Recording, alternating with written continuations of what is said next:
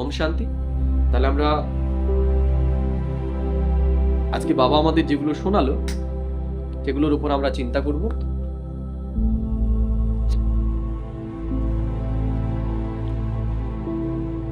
ওম শান্তি। স্থিত করি নিজেকে অন্তর্মুখতার গুহায়। ওম শান্তি।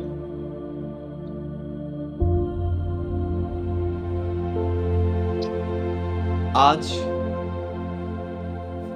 বাবা আমাদের বলল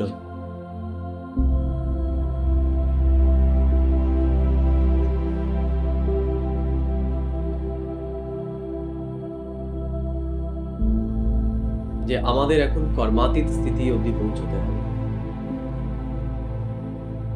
কর্মাতীত এমন এক স্থিতি যেখানে বহির দুনিয়ার কোনো কিছু আমার অন্তর্জগৎকে প্রভাবিত করতে পারবে না।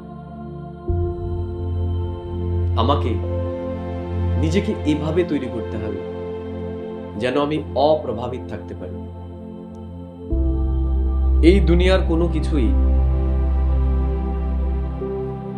যেন আমাকে প্রভাবিত না করতে পারে। আমার লক্ষ্য নিজেকে ডবল তাজধারী দেবতা বানানো।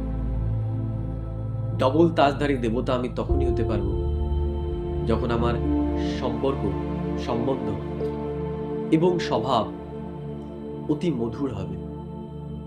আমি যখন হদের থেকে আমার বুদ্ধিকে বের করে বেহদে নিয়ে যেতে পারবো। কোনো সেন্টার, কোনো গীতা পাঠশালা বা কোনো পরিবারের পণ্ডিত থেকে বেরিয়ে যখন এই পুরো ব্রাহ্মণ পরিবারটাই আমার পরিবার হবে, তখনই আমি চক্রবর্তী রাজা হতে পারবো। কারণ সত্যযুগে আমাদের কোনো বন্ডেজ থাকবে না। সেখানে সম্পূর্ণ ব্রাহ্মণ পরিবার আমাদের পরিবার হবে, আমার পরিবার হবে।